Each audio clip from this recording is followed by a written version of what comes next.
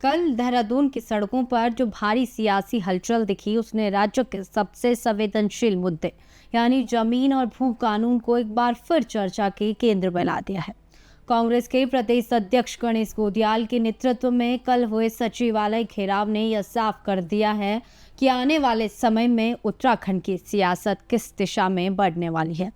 तपती धूप और भारी सुरक्षा बलों के बीच हजारों की तादाद में कांग्रेस कार्यकर्ताओं का हुजूम सचिवालय का घेराव करने निकला। बैरिकेड्स पर पुलिस के साथ तीखी नोकझोंक, पानी की बौछारें और हवा में गूंजते नारों के बीच उत्तराखंड कांग्रेस के प्रदेश अध्यक्ष गणेश गोदियाल का एक बेहद तीखा और भावुक बयान सामने आया है, जो इस वक्त सोशल मीडिया से लेकर हर चौक चौराहे पर गूंज रहा है।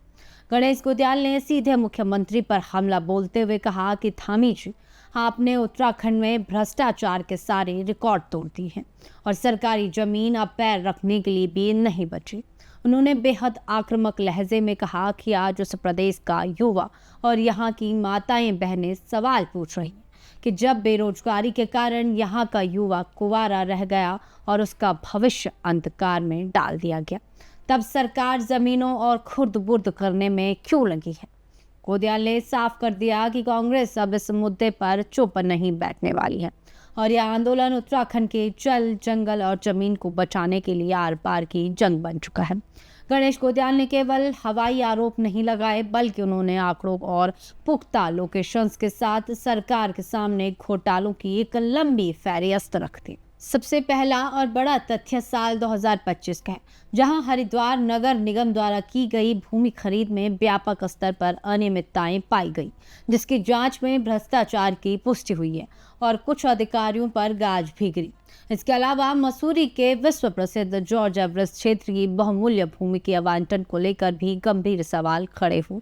इसके साथ ही डाक पत्थर क्षेत्र में जल विद्युत निगम की लगभग 180 एकड़ बेशकीमती सरकारी भूमि को जिस तरह हस्तांतरित किया गया, उसने इस विवाद की आग को और भड़का दिया है। कुमाऊं के नैनीताल जनपद के रामगढ़ क्षेत्र में भी सरकारी भूमि को नियम विरुद्ध तरीके से निजी हाथों में सौंपने के गंभीर आरोप सामने आए हैं, जिससे स्थानीय लोगों में भारी आक्रोश है। इस पूरे विवाद में एक और बड़ा बिंदु उत्तराखंड निवेश एवं अवसंरचना विकास बोर्ड द्वारा बनाया जा रहा लैंड बैंक है, जिसने जनता के भीतर एक बड़ा खौफ पैदा कर दिया है। राजस्व, पर्यटन, उद्यान, कृषि, सिडकुल और ऊर्जा निगमों की जमीनों को एक जगह इकट्ठा किया जा रहा है और आशंका यह है कि भविष्य में इस लैंड बैंक का इस्तेमाल स्थानीय लोगों के बजाय बड़े बड़े निजी पूंजीपतियों और भू माफियाओं के फायदे के लिए किया जाएगा। इसी का नतीजा है कि प्रतापनगर सहित टिहरी, चमोली, रुद्रप्रयाग और नैनीताल जैसे पहाड़ी जनपदों में जो चारागाह और पंचायती जमीनें ग्रामीण समुदाय सदियों से इस्तेमाल करता आ रहा था, वे आज संकट में है और पहाड़ का मूल निवासी अपनी ही जमीन को बचाने के लिए सरकारी दफ्तरों और अदालतों के चक्कर काटने को मजबूर हो गया है। अब इस सिक्के के दूसरे पहलू को समझना भी उतना ही जरूरी है कि आखिर यह नौबत आई क्यों,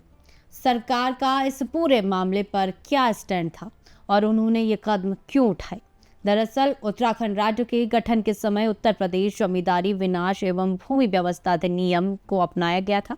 जिसमें शुरुआत में बाहरी लोगों के लिए जमीन खरीदने की एक सख्त सीमा तय की गई थी। लेकिन साल 2018 और उसके बाद के वर्षों में सरकार ने इस कानून की धारा 143 और 154 में महत्वपूर्ण संशोधन किए।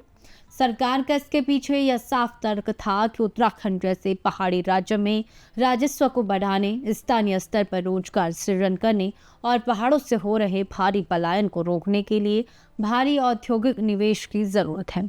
सरकार का मानना था कि यदि कोई बड़ी संस्था या निवेशक पहाड़ों में उद्योग, आयुष, शिक्षा और वेलनेस सेंटर या पर्यटन के क्षेत्र में निवेश करना चाहता है, तो उससे भूमि खरीदने में विशेष छूट मिलनी चाहिए ताकि राज्य का आर्थिक विकास हो सके। इसके साथ ही सरकार ने विपक्ष के आरोपों को पूरी तरह खारिज करते हुए स्पष्ट किया है कि वे किसी भी प्रकार के अवैध कब्जे या नियमों के उल्लंघन के सख्त खिलाफ है। मुख्यमंत्री पुष्कर सिंह धामी ने पहले ही एक उच्च स्तरीय भू कानून समिति का गठन किया है, जो इस बात का बारीकी से अध्ययन कर रही है कि हिमाचल प्रदेश के तर्ज पर उत्तराखंड में कैसे एक संतुलित और सख्त कानून लागू किया जा सकता है, जिससे राज्य का विकास भी न रुके और स्थानीय लोगों के अधिकार का भी सुरक्षित रहे। सरकार का कहना है कि जो लोग जमीन खरीदकर उसका तय समय में औद्योगिक उपयोग नहीं कर रहे, उनके खिलाफ सख्त कार्रवाई की जा रही है और ऐसी संपत्तियों को वापस राज्य सरकार के अधीन लेने की प्रक्रिया भी शुरू की गई है।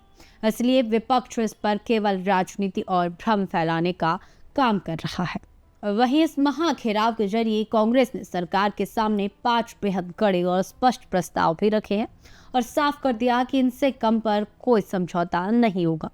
कांग्रेस की पहली मांग है कि पिछले 10 वर्षों के भीतर जितने भी बड़े भूमि आवंटन, खरीद फरोख्त, भूमि हस्तांतरण और भूमि उपयोग परिवर्तन हुए हैं, उनकी एक उच्च स्तरीय और निष्पक्ष जांच कराई जाए। दूसरी मांग के तहत विभिन्न विभागों की जमीनों को जो निजी संस्थाओं को बांटा गया है, उसकी समीक्षा के लिए एक स्वतंत्र जांच आयोग का गठन। तीसरी बड़ी मांग यह है कि जब तक इस पूरे मामले की जांच पूरी नहीं हो जाती, तब तक सभी विवादित भूमि आवंटनों और हस्तांतरणों पर तुरंत रोक लगाई जाए। इसके साथ ही नियम विरुद्ध कब्जा करने वाले दोषियों पर सख्त कार्रवाई हो और चारागाह व पंचायती जमीनों के संरक्षण के लिए एक बेहद कठोर नीति बने। गणेश गोदियाल ने यह भी ऐलान कर दिया कि यह लड़ाई सिर्फ सड़कों तक सीमित नहीं रहेगी और बहुत जल्द कांग्रेस का एक उच्च स्तरीय प्रतिनिधिमंडल महामहिम राज्यपाल से मुलाकात करेगा और राज्य की प्राकृतिक संपदा की रक्षा के लिए राजभवन से हस्तक्षेप की मांग करेगा। कल हुए इस बड़े घटनाक्रम ने यह साफ कर दिया है कि उत्तराखंड की राजनीति में जमीन और रोजगार का मुद्दा अब सबसे बड़ा और निर्णायक फैक्टर बन चुका है। एक तरफ जहां गणेश गोदियाल के नेतृत्व में कांग्रेस इस मुद्दे को लेकर आर पार के मूड में है और इसे सीधे जनता की भावनाओं और युवाओं के भविष्य से जोड़ रही है, तो वहीं दूसरी तरफ सरकार अपनी विकास योजनाओं, कानून व्यवस्था और प्रस्तावित भू कानून संशोधन के जरिए संतुलन बनाने की कोशिश कर रही है। उत्तराखंड की जनता इस वक्त बेहद बारीकी से इस पूरे सियासी और जमीनी घटनाक्रम को देख रही है। इस बेहद संवेदनशील मुद्दे पर, जमीनों व विवादों पर और कल हुए इस बड़े आंदोलन पर आपकी क्या सोच है? क्या आपको लगता है कि उत्तराखंड की जमीनों को बचाने के लिए अब एक बेहद कड़े और ऐतिहासिक कानून की जरूरत आ गई है? अपनी राय हमें कमेंट बॉक्स में जरूर बताएं। राज्य की हर बड़ी, गंभीर और सच्ची राजनीतिक खबर के लिए, विश्लेषण के लिए हमारे साथ बने रहें।